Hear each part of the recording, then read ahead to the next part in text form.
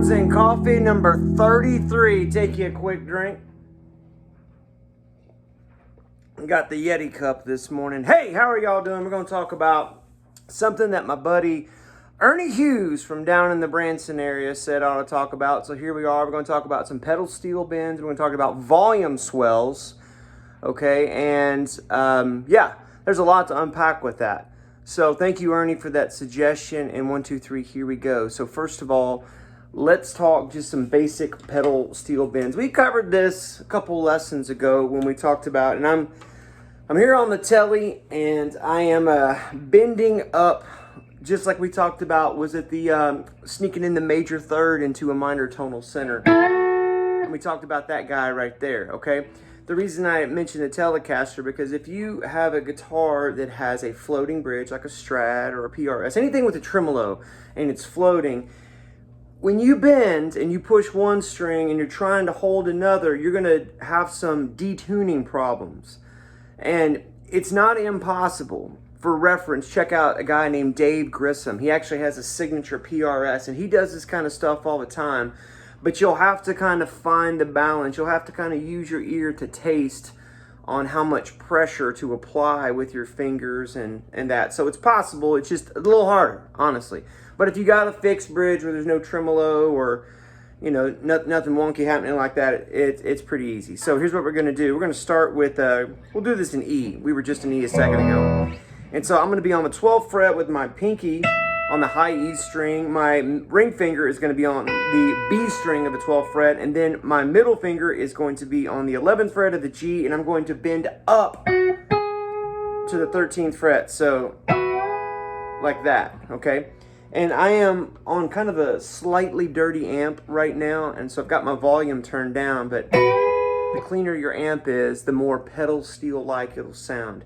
And then if you add just a little bit of verb here, you even get closer to that. Right? And the trick is you want to keep these guys kind of stationary, kind of firmly planted. And then this dude right here, it's just going to bend up that whole step. And you have to use your ear to make sure that bend isn't right. Although that is kind of cool. It's a minor thing. But what you want is the major in this case. And if you actually play the top two, it sounds even more pedal steel-like. Right? And so that's one. You can move that around. So this is an E major. This is a D. And then this is an A. And that's already sounding like something.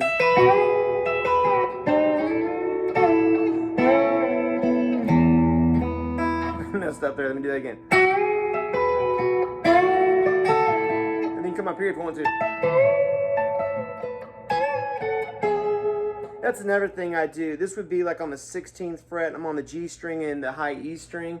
And I'm just playing like that third. And I'm just kind of giving it a little shimmy. I'm not, in my mind, I'm not going, okay, this one's bending up a whole step and this one's bending up a half step. I'm just kind of giving it a little shake.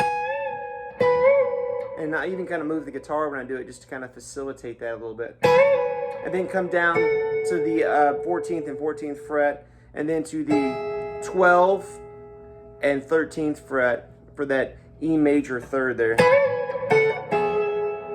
So that whole thing one more time. And then up here to the A. Right? So that's a little thing. Here's another pedal steel thing. Let's keep it in E. This time, pinky is on the 7th fret of the high E string, and then ring finger is on the B string of the 7th fret. And I'm just gonna have the pinky be stationary, and I'm gonna bend the ring finger up to here, so you get so that exact same thing.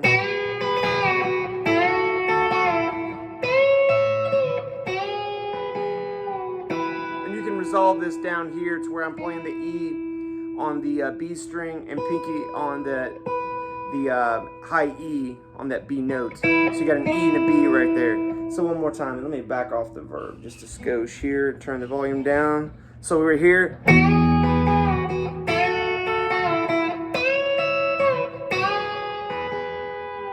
Now obviously the heavier strings, like in this case I'm using 10s, the harder it is to bend, and you get your fingers, get these little lines in them like that. The lighter the strings, the easier it is to bend. So if you want to do this a lot, I'd recommend getting you some nines. Nines are kind of that nice middle ground. You don't have to work so darn hard, okay? So you might try that. I wrote down a couple of notes here. Oh yeah, don't forget relative major and relative minor. So if I'm playing like in, E minor, I can do a G major bend, and it yields a nice E minor-y kind of thing. Or if I'm playing in A minor, right? And I want to do like a C major bend, again, wherever your pinky is, that's going to tell you what the chord is that you're bending into. So in this case, my pinky is on the 8th fret of the high E string, ring finger is on the 8th fret of the B, and then my ring or middle finger is bending from the 7th fret to the 9th fret on the G, and that's a C, right? But if I put an A in the bass, it's kind of hard to do there without it's ringing, but check it out. Then that becomes kind of an A minor thing, right? So you can use the relative major, relative minor stuff there. Also, if you want more, there's a couple other things that we can do. Comment below if this is intriguing to you. And there's something that we can do with sixes, but I'll just dangle that carrot for now. Other volume swell stuff. Let's get to the mechanics of just doing this. If you're playing a Strat or like a PRS Custom 24, even the DGT, or anything where there's a volume knob in proximity, you can use your pinky. If you're playing like something where the volume knobs are down here, like I've got my PRS that's more set up like a Les Paul and volume, tone, it's really hard to make that stretch. So you really need a pedal, okay? And a pedal, in this case, I'm just using, let me show you, this good old Boss pedal right here. There are 1,000,001 different volume pedals out there. Mission, Ernie Ball, Dunlop, and I know I'm forgetting some stuff. But I like this Boss. It's big. It will accommodate a cowboy boot. And so often, there are many things in my accoutrement that must accommodate a cowboy boot. So, with that being said, it's not super expensive, but it works great, right? But if you want to use your pinky, you just got to extend that joker, get it nice and rigid like you're fixing to pick something, right? And then you're going to put it right here on the volume knob, and you're just going to pick and then roll, okay? Let me turn my volume up on my pedal. You're gonna have it turned down, pick, and then roll it up. And you might just practice that right there, just picking, just pick a chord.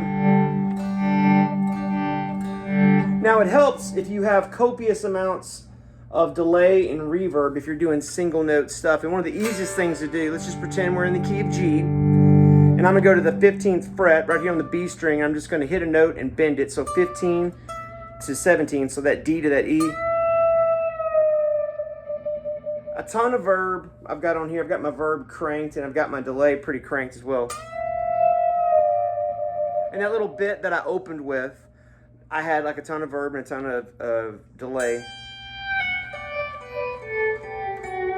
And you can even just practice a pentatonic scale up here, this E minor pentatonic descending. And so you're picking while the volume is off, and then fading it in.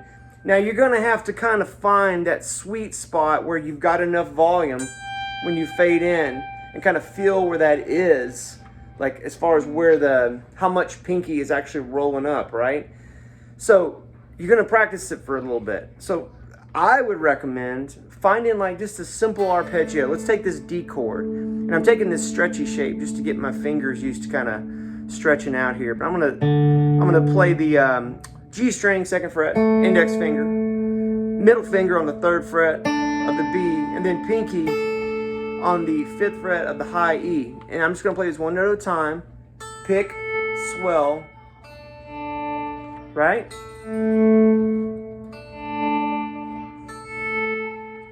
Now once you get that,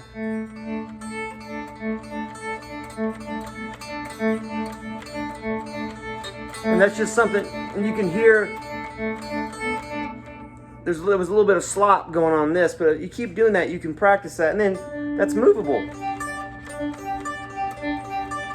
Also find that picking my fingers up helps keep the slop away.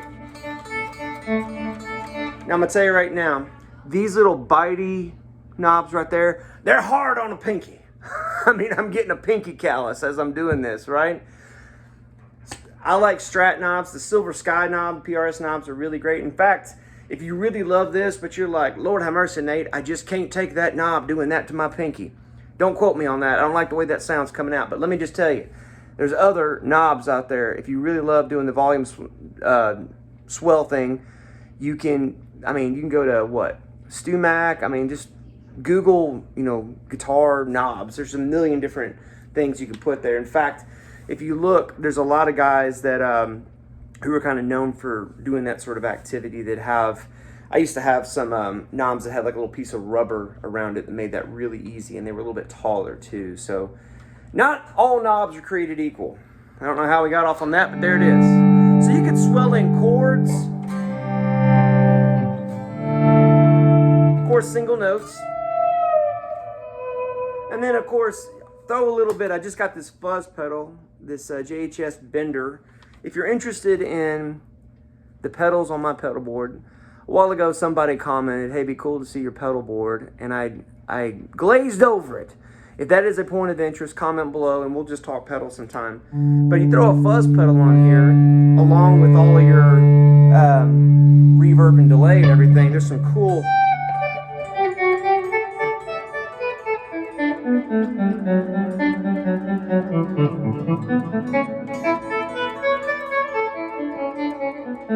get that 100-pound violin kind of thing. So that fast swelly stuff just comes from practicing arpeggios.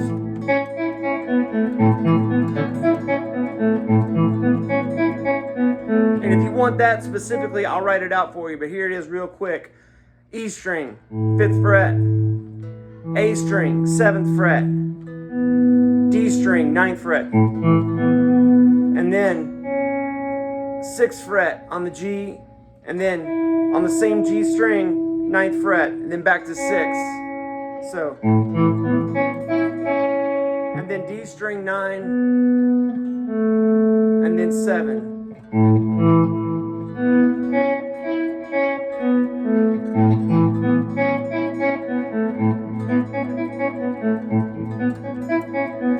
So on and so forth. So volume swells are awesome. They don't have to be just relegated to pedal steel emulation. I use them all the time.